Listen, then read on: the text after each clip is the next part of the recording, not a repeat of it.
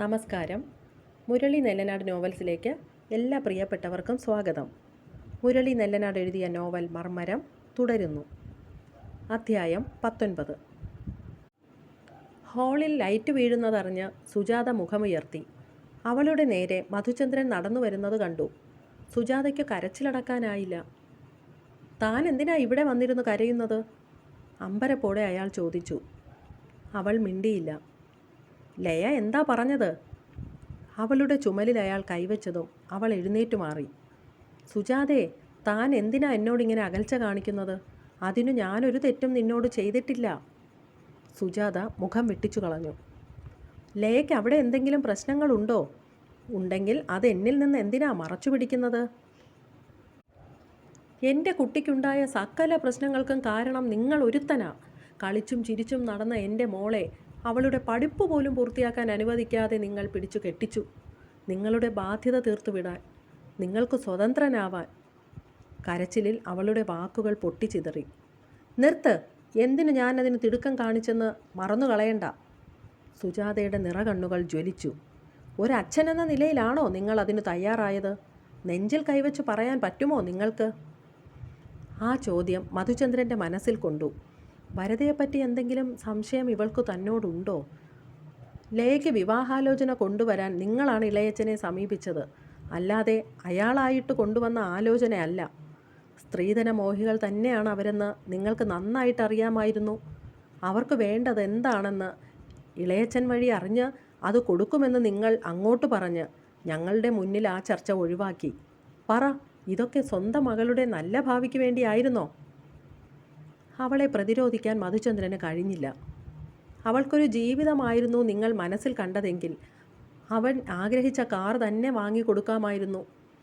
നിങ്ങൾ ബുക്ക് ചെയ്ത കാർ വേണ്ടെന്ന് അരുൺ അറിയിച്ചിട്ടും നിങ്ങളത് അവഗണിച്ചു. അതിൻ്റെ പേരിൽ ഞങ്ങൾ നാണം കെട്ടു. നിങ്ങൾക്ക് അങ്ങനെ ഒരു വികാരവും ഇല്ലല്ലോ. ഉണ്ടായിരുന്നെങ്കിൽ... സുജാത അവിടെ നിർത്തി. യദു പരിഭ്രമത്തോടെ അങ്ങോട്ട് വന്നു. സുജാതയുടെ വാക്കുകൾ അവൻ കേട്ടിരുന്നു. അവർ പറഞ്ഞ ജ്വല്ലറിയിൽ പോയി സ്വർണം എടുക്കാത്തതിന് അരുൺ പറഞ്ഞ കാരണം എന്താണെന്നോ? മാറ്റുകുറഞ്ഞ സ്വർണം വാങ്ങിയതിന് നിങ്ങൾക്ക് ലക്ഷങ്ങൾ കമ്മീഷൻ കിട്ടിയെന്ന്. മോൾക്ക് പൊന്നു വാങ്ങി കമ്മീഷൻ തട്ടിയവനല്ലേടി നിൻ്റെ അച്ഛനെന്നാ അവൻ ചോദിച്ചത്. മധുചന്ദ്രൻ്റെ ഉടൽ പെരുത്തു. അവർ പറഞ്ഞ ഷോപ്പിൽ നിങ്ങൾ പോകാത്തതെന്താ? എന്തിനാ നിങ്ങൾ മറ്റൊരു ജ്വല്ലറിയിലേക്ക് ഞങ്ങളെ കൊണ്ടുപോയത്? പണം ലാഭിക്കാനായിരുന്നോ? എത്ര ലക്ഷം നിങ്ങൾക്ക് മെച്ചം കിട്ടി? സിത്താരയ്ക്ക് ഗോൾഡ് എടുത്തതും ആ ഷോപ്പിൽ നിന്നു തന്നെയാ. വല്യേട്ടനാ എന്നോടത് പറഞ്ഞത്. അയാൾ പിടിച്ചു നിൽക്കാൻ ശ്രമിച്ചു. കാറിൻ്റെ അനുഭവം ഉണ്ടായിട്ടും അവരുടെ ആവശ്യം നിങ്ങൾ തള്ളിക്കളഞ്ഞതിൻ്റെ പഴി മറ്റാരുടെയും തലയിൽ കെട്ടിവെക്കണ്ട. സത്യം പറ, കല്യാണം നടത്താൻ നിങ്ങളുടെ കയ്യിൽ ഒന്നും ഉണ്ടായിരുന്നില്ലേ? സുജാത അയാളുടെ മുഖത്തു നോക്കി ചോദിച്ചു. മധുചന്ദ്രൻ നടുക്കം മറച്ചു പിടിച്ചു. പിന്നെ എങ്ങനെയാ ഞാൻ ഈ കല്യാണം നടത്തിയത്? ആദ്യം നിങ്ങൾ എന്നോട് പറഞ്ഞത് 50 ലക്ഷം രൂപ വായ്പ എടുക്കണമെന്നാ. 2 ദിവസം കഴിഞ്ഞപ്പോൾ നിങ്ങളത് മാറ്റി പറഞ്ഞു. എന്നെ പറ്റിക്കാൻ പറഞ്ഞതാണെന്ന്. പണം വായ്പ എടുത്തല്ലേ നിങ്ങൾ വിവാഹം നടത്തിയത്? ഞാൻ എങ്ങനെ നടത്തിയാൽ എന്താ? കല്യാണം കഴിഞ്ഞില്ലേ? എന്നെ വിചാരണ ചെയ്യാൻ വരുമ്പോൾ മോളുടെ കല്യാണത്തിന് നീ എന്തു മുടക്കിയെന്ന് കൂടി പറ. അയാൾ തിരിച്ചടിച്ചു. എൻ്റെ ഷെയർ വിറ്റതും എൻ്റെ സർവ്വ സമ്പാദ്യവും കൊണ്ടാ നിങ്ങൾ ഈ വീട് വെച്ചത്. 1 രൂപ പോലും ലോണില്ലാതെ. സുജാതയും വിട്ടുകൊടുത്തില്ല. ഒന്ന് നിർത്തുന്നുണ്ടോ? ഇതിനു മാത്രം എന്താ ഇവിടെ സംഭവിച്ചത്? സമയം എത്രയായെന്ന് വല്ല ബോധവുമുണ്ടോ? സഹി കെട്ട് യദു ഒച്ചയെടുത്തു. ഇനി സംഭവിക്കാൻ എന്താ? നാളെ എല്ലാം അവസാനിപ്പിച്ച് അവൾ ആ വീട്ടിൽ നിന്ന് ഇറങ്ങി വരുന്നെന്ന്. മധുചന്ദ്രൻ ഞെട്ടിപ്പോയി. ലയ അങ്ങനെ പറഞ്ഞോ? അവനും അവളും കൂടി രാവിലെ യദുവിനെ പൂർത്തിയാക്കാൻ സുജാത അനുവദിച്ചില്ല. അവൾ പറഞ്ഞത് കള്ളമായിരുന്നു. നീ അങ്ങോട്ട് ചെന്ന് നാണം കെടാതിരിക്കാൻ. 2 ദിവസമായി എൻ്റെ കുഞ്ഞിനെ സ്ത്രീധനത്തിൻ്റെ പേരിൽ അവർ കൊല്ലാക്കൊല ചെയ്യുക. നാളെ ജീവനോടെ എനിക്കെൻ്റെ മോളെ തിരിച്ചു കിട്ടിയാൽ മതിയായിരുന്നു. പൊട്ടിക്കരഞ്ഞുകൊണ്ട് സുജാത കസേരയിൽ ചെന്നിരുന്നു. അമ്മേ! യദു സുജാതയുടെ അടുത്തേക്ക് ചെന്നു. പോ മുന്നീന്ന്. എനിക്കാരെയും കാണണ്ട. ഉത്തരവാദിത്ത ബോധമുള്ള ഒരു ആൺകുട്ടി എനിക്കില്ലാതെ പോയി. എങ്കിൽ എൻ്റെ മോൾക്കിത് സംഭവിക്കില്ലായിരുന്നു. സുജാത കുനിഞ്ഞിരുന്നു കരഞ്ഞു. മധുചന്ദ്രൻ റൂമിലേക്ക് നടന്നു. പോക്കറ്റിൽ നിന്ന് ഫോൺ എടുത്ത് യദു ലയയുടെ നമ്പറിലേക്ക് വിളിച്ചു. ഫോൺ സ്വിച്ച് ഓഫ് ആയിരുന്നു. പിന്നെ അവൻ വിളിച്ചത് അരുണിനെയായിരുന്നു. ഫോൺ കട്ടാവുകയായിരുന്നു. ഒരു ഭയം അവൻ്റെ പാദങ്ങളിൽ നിന്ന് അരിച്ചു കയറി. അമ്മേ, ഞാൻ അവിടെ ചെന്ന് അവളെ കൂട്ടിക്കൊണ്ടുവരാം, വിറയ്ക്കുന്ന ശബ്ദത്തിൽ അവൻ പറഞ്ഞു. സുജാത കണ്ണീരണിഞ്ഞ മുഖമുയർത്തി. മുഖം കണ്ട് അവൻ ഭയന്നു. കടന്നു പോടാ, രാത്രി 12 മണിക്ക് മതിൽ ചാടിക്കടന്ന് നീ എന്തു ചെയ്യുമെന്നാ? അമ്മയ്ക്ക് വേണ്ടിയും പെങ്ങൾക്ക് വേണ്ടിയും ഒന്നും ചെയ്യാൻ നിനക്ക് കഴിയില്ലടാ. കാരണം നീയും ആൺവർഗത്തിൽപ്പെട്ടതാ, ചതിയന്മാർ. പോ, എൻ്റെ കുഞ്ഞ് സാരിത്തുമ്പിൽ തീരുന്നെങ്കിൽ തീരട്ടെ. സുജാത ടേബിളിലേക്ക് വീണു കരഞ്ഞു. വെളുപ്പിനെപ്പോഴോ ആണ് ലയ ഒന്ന് മയങ്ങിയത്. വാതിലിൽ തട്ടി വിളിക്കുന്നത് കേട്ട് അവൾ കണ്ണു തുറന്നു. എഴുന്നേറ്റ് ചെന്ന് കതക് തുറക്കുമ്പോൾ മുന്നിൽ ചിരിയോടെ ജലജ നിൽക്കുന്നു. ലയ കുളിക്കാൻ കയറിയെന്നാ അരുൺ എന്നോട് പറഞ്ഞത്. അവൻ താഴെ ഇരുന്ന് പത്രം വായിക്കുന്നു. ഇന്ന് വിരുന്നിന് നിൻ്റെ വീട്ടിലേക്ക് പോകുന്നത് കൊണ്ട് ഞാനും ആനന്ദേട്ടനും കുട്ടികളും രാവിലെ ഇങ്ങ് പോന്നു. ബ്രേക്ക്ഫാസ്റ്റ് ഉണ്ടാക്കാനൊന്നും നിന്നില്ല. ജലജ ഒന്നും അറിയാത്ത ഭാവത്തിൽ അകത്തു കയറി. പിന്നെ യാത്രയൊന്നും പ്ലാൻ ചെയ്തില്ലേ? ഇതൊക്കെ ഇപ്പം മാത്രം നടക്കുന്ന കാര്യങ്ങളാ. പുതുമോടിയൊക്കെ പോയാൽ അതൊന്നും ഉണ്ടായെന്ന് വരില്ല. എൻ്റെ അനുഭവം വച്ചാ പറയുന്നത്. കള്ളച്ചിരി ജലജയുടെ മുഖത്തുണ്ടായി. ലയയ്ക്കൊന്നും മനസ്സിലായില്ല. ഒന്നും മനസ്സിലാക്കാതെയാണോ അതിരാവിലെ ജലജച്ചേട്ടത്തിയും ആനന്ദേട്ടനും വന്നിരിക്കുന്നത്? നീ എന്താ ഇങ്ങനെ പകച്ചു നിൽക്കുന്നത്? ലയ ചോദിച്ചു. വിരുന്നിന് ഇവിടെ നിന്ന് ആരും പോകുന്നില്ലെന്നാണല്ലോ രാത്രി അരുണേട്ടൻ പറഞ്ഞത്. ലയ സംശയത്തോടെ പറഞ്ഞു. അതവനാണോ തീരുമാനിക്കുന്നത്? ആനന്ദേട്ടൻ പറഞ്ഞത് 40 പേർ പോകുന്നുണ്ടെന്നാ. അതൊക്കെ നേരത്തെ തീരുമാനിച്ചതല്ലേ. ഒരു കപ്പ് ചായയുമായി പ്രമീള കയറി വന്നു. ജലജ ചേട്ടത്തി ഇവിടെ വന്ന് നിൽക്കുകയാണോ? ലയെ കാണാമെന്ന് വെച്ച് വന്നതാ. അല്ലടി പ്രമീളെ, ലയയുടെ വീട്ടിൽ വിരുന്നിന് ആരും പോകുന്നില്ലെന്ന് അരുൺ അവളോട് പറഞ്ഞെന്ന്. അവൻ എന്താ അങ്ങനെ പറഞ്ഞത്? ഓരോരോ വട്ടുകൾ, അല്ലാതെ എന്താ. ചേട്ടത്തി അങ്ങോട്ട് ചെല്ല്, കുട്ടികൾക്ക് ചായ കൊടുത്തില്ല. എന്നാൽ ശരി. ജലജ പ്രമീളയെ ഒന്ന് നോക്കിയിട്ട് മുറിവിട്ടു. അരുൺ പറഞ്ഞതൊന്നും നീ കാര്യമാക്കല്ലേ. വിരുന്നിന് പോകാനാ ആനന്ദേട്ടനും കുടുംബവും വന്നത്. അല്പസമയം കഴിഞ്ഞാൽ അടുത്ത ബന്ധുക്കളൊക്കെ വന്നു തുടങ്ങും. അതിനു മുൻപ് ഞാനിവിടെ നിന്നിറങ്ങും, ലയ മുഖത്തു നോക്കാതെ പറഞ്ഞു. എത്ര ലാഘവത്തോടെയാ നീ അത് പറഞ്ഞു കളഞ്ഞത്? ഇന്നലെ രാത്രി സംഭവിച്ചത് ഈ വീട്ടിൽ നമ്മൾ 4 പേർ മാത്രമേ അറിഞ്ഞിട്ടുള്ളൂ. ഇതുവരെ ഞാൻ അമ്മയോട് പറഞ്ഞിട്ടില്ല. ഇന്നലെ അശോകേട്ടൻ അരുണിനെ കുറേ ശാസിച്ചു. ഒടുവിൽ അവൻ കരച്ചിലായി. നിന്നോട് ക്ഷമ ചോദിക്കാൻ അവൻ തയ്യാറായി. അശോകേട്ടൻ നിന്നെ വിളിച്ചത് അതിനായിരുന്നു. പ്രമീള ഗൂഢമായി അവളെ നോക്കി. ഞാനിത് വിശ്വസിക്കണമെന്ന് നിർബന്ധമാണോ? പരിഹാസത്തോടെ ലയ ചോദിച്ചു. നിന്നെ വിശ്വസിപ്പിച്ചിട്ട് എനിക്കെന്ത് നേട്ടമാ ഉള്ളത്? നിന്നെപ്പോലെ ഈ വീട്ടിൽ വന്നു കയറിയവളാ ഞാനും. പക്വതയില്ലാത്ത പെരുമാറ്റം ആരിൽ നിന്നുണ്ടായാലും അറിവും അനുഭവവുമുള്ള ആളുകൾ അത് തിരുത്തി കൊടുക്കും. ദീർഘകാലം ഒന്നിച്ചു ജീവിക്കേണ്ടവർ പ്രശ്നങ്ങൾ വരുമ്പോൾ ഓടിപ്പോവുകയല്ല വേണ്ടത്. അങ്ങനെ ഓടാൻ തുടങ്ങിയാൽ അതിനേ നേരമുണ്ടാവൂ. ഈ ഉപദേശങ്ങൾ കൊണ്ടൊന്നും തൻ്റെ തീരുമാനം മാറാൻ പോകുന്നില്ലെന്ന് ലയ ഓർത്തു. എന്തായാലും തനിച്ചിവിടെ നിന്ന് ഇറങ്ങിപ്പോകാമെന്ന് നീ കരുതുന്നുണ്ടെങ്കിൽ നടക്കാൻ പോകുന്നില്ല. താഴെ അച്ഛനും ആനന്ദേട്ടനും അശോകേട്ടനും ഇരിപ്പുണ്ട്. നീ അതിന് തുനിഞ്ഞാൽ അശോകേട്ടൻ വിവരം പുറത്തുവിടും. കുടുംബത്തിൻ്റെ മാനം പോകുന്ന ഒരു കാര്യവും ഇവിടുത്തെ ആണുങ്ങൾ കണ്ടു നിൽക്കില്ല. പ്രമീള തിരിഞ്ഞു നടന്നു. ലയ ബെഡിൽ ചെന്നിരുന്നു. എല്ലാവരുടെയും മുന്നിലൂടെ ഇറങ്ങിപ്പോവുക അത്ര എളുപ്പമുള്ള കാര്യമല്ലെന്ന് അവൾക്ക് മനസ്സിലായി. അരുൺ അകത്തു കയറിയിട്ട് വാതിൽ ചേർത്തടച്ചു. അവൻ്റെ നീക്കം എന്തെന്നറിയാതെ അവൾ എഴുന്നേറ്റു. യദു വിളിച്ചിരുന്നു. ഇവിടെ നിനക്കെന്തോ സംഭവിച്ച മട്ടിലാ അവൻ്റെ സംസാരം. ഞങ്ങളെല്ലാവരും അങ്ങോട്ട് വരാനുള്ള ഒരുക്കത്തിലാണെന്ന് പറഞ്ഞ് ഞാൻ സംസാരം തീർത്തു. ഇന്നലെ ഉണ്ടായ സംഗതികളൊക്കെ ഞാൻ മറന്നു. അശോകേട്ടനും ചേട്ടത്തിയും കണക്കിനു ചീത്ത പറഞ്ഞു. നീയത് മനസ്സിൽ നിന്ന് മായ്ച്ചു കളഞ്ഞേക്ക്.